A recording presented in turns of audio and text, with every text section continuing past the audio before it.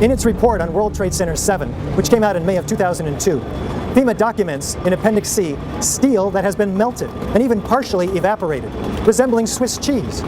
What are we to make of this?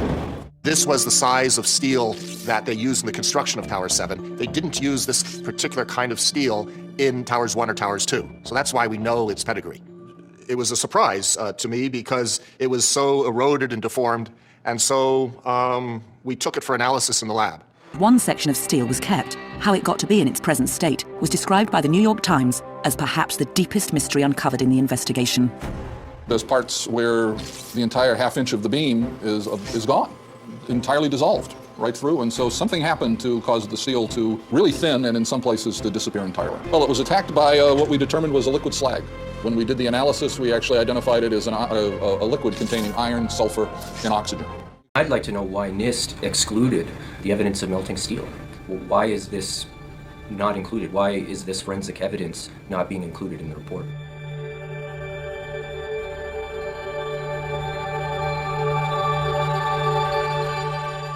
First of all, let's go back to your basic premise that there was a pool of molten steel. I know of absolutely nobody, and no eyewitness who said so, nobody who's produced it. You'd get down below and you'd see molten steel running down the channel rails, like you're in a foundry.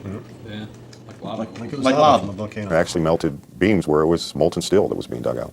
Underground, it was still so hot that molten metal dripped down the sides of the wall. It's this fused element of steel, molten steel and concrete and all of these things all fused by the heat into one single element. And they pulled off a big block of concrete, and there was like a little river of steel outflowing.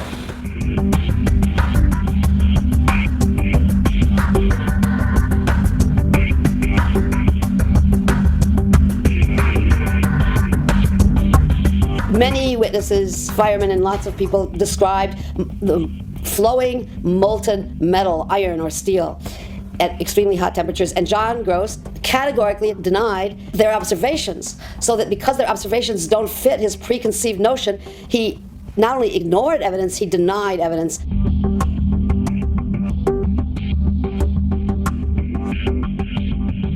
There were reports of molten steel having been seen in the rubble pile of all three buildings, and I knew that jet fuel, which is essentially kerosene, is not capable of melting steel nor iron. Kerosene or jet fuel burns at less than 1600 degrees Fahrenheit, and molten steel needs at least 2700 degrees Fahrenheit in order to melt. In the rubble pile of all three buildings, and I knew that jet fuel, which is essentially kerosene, is not capable of melting steel nor iron. Kerosene or jet fuel burns at less than 1600 degrees Fahrenheit, and molten steel needs at least 2700 degrees Fahrenheit in order to melt. In an office fire, you cannot generate enough heat to melt steel. And yet we have evidence of molten iron in the microspheres, in the rubble pile, and the metal pouring out of the side of the tower. I worked as in the project engineering department of the casting plant of Alcan, the aluminum company of Canada, one of the largest aluminum smelters on the planet at the time. And in that smelter, we turned aluminum oxide into aluminum, molten aluminum. Molten aluminum is silver. It's not yellow, it's silver. It looks like mercury. The yellow molten metal that I saw pouring out of the South Tower is indicative of molten iron. The official explanation of what happened there was that the heat from the fire supposedly softened the steel and thereby brought the buildings down. Well, second law of thermodynamics says, just like water can only flow downhill when it's poured on the ground, similarly heat can only move downhill. But with heat, downhill means from a region of higher temperature to a region of lower temperature. And the heat flowing uphill from a 750 degree flame to a 3000 degree puddle of molten steel violated the second law of thermodynamics. The only way that's known that a carbonaceous material can cause steel or iron oxide to turn into a molten metal is in a blast furnace. Yeah, and that's very different than what we had. So what is this molten metal? It's a direct evidence for the use of thermite. An incendiary used by the military Thermite is a compound of iron oxide and aluminum, which when ignited sustains an extreme heat reaction, creating molten iron. In just 2 seconds, thermite can reach temperatures over 4,500 degrees Fahrenheit, quite enough to liquefy steel. We know that open-air fires cannot burn hot enough to melt steel, but metal had melted at the base of the towers. I found a pore in the steel that had pure sulfur embedded in the pore, which I thought was very strange. And so that's when I really started looking for sulfur and finding it in more abundance in some of these phases. There's a government theory that calcium sulfate from gypsum boards was the source of sulfur, and that's wrong. Calcium sulfate cannot undergo any kind of a chemical reaction that produces the element sulfur, and we're not dealing with any kind of compound of sulfur. When we're talking about sulfidation, we're dealing with the element sulfur. There's a version of thermite called thermate, which has sulfur in the thermate, and what the sulfur does is it's sort of like salt on ice. And it just basically makes the steel melt at a lower temperature. And if you do a search on Google for thermite and building demolition, you can find devices that have been fabricated and invented that use thermite for building demolitions. In the case of thermite cutting charges, you would have heard far less noise, since they are worked by thermal heating, melting of the steel, rather than an explosive cutting as in RDX charges. Overflights had detected with infrared camera 1,400 degree Fahrenheit hotspots on the surface of ground zero, and that being there for a week, indicates that there was something very hot going on below the surface. So thermite would also explain potentially the fact that the fires could not be put out at ground zero. The fires lasted for quite a while, but most importantly, they were deep within the pile, where people would expect that the environment was oxygen starved.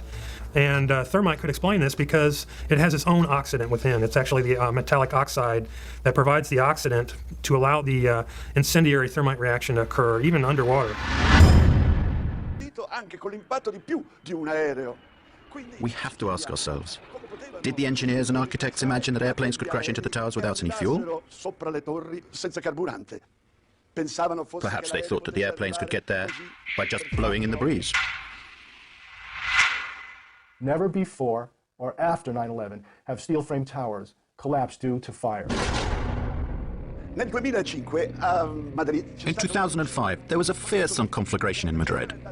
A skyscraper went up in flames. It was a huge torch that kept burning for 20 hours, 20 consecutive hours. But in the end, the load-bearing structure remained intact. The skyscraper did not fall down.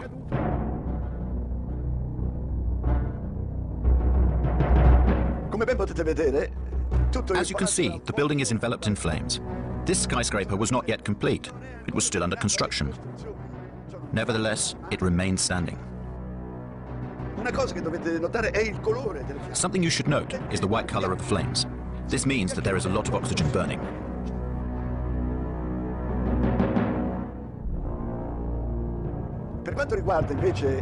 If you look at the flames coming from the two towers in New York, we can see instead that the flames are dark red and the smoke is black.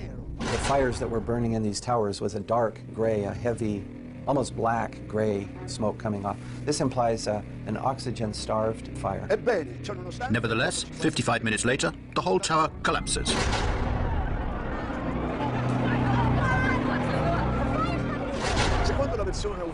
According to the official NIST version of events, at a certain point, the steel structure of the towers gave way. It no longer had the structural strength that it had at the beginning. And all of this was supposed to be because of the immense heat. And here is something difficult to explain. We know that at some point, certain people managed to walk down from the top of this tower and cross the point where the fire was strongest. Somehow they reached the bottom of the tower. How did they manage to do that? I don't know. When I looked down there, I didn't see flames. I just sensed that it was the right thing to go and try and test it. We would go as far as we could until we were stopped by flames. And when we came to the 78th floor, the last layer was standing, but it was cracked. And there were flames licking up the other side of the wall like this. It wasn't a roaring inferno. I sensed that the flames were maybe starved for oxygen right there, in the interior. We kept going, and we got onto the 74th floor. When we got down that far, normal conditions. The lights were on, fresh air coming up from below. So the temperature inside the building was not particularly high, as we can see from the presence of this woman who is standing at the precise point where the plane impacted.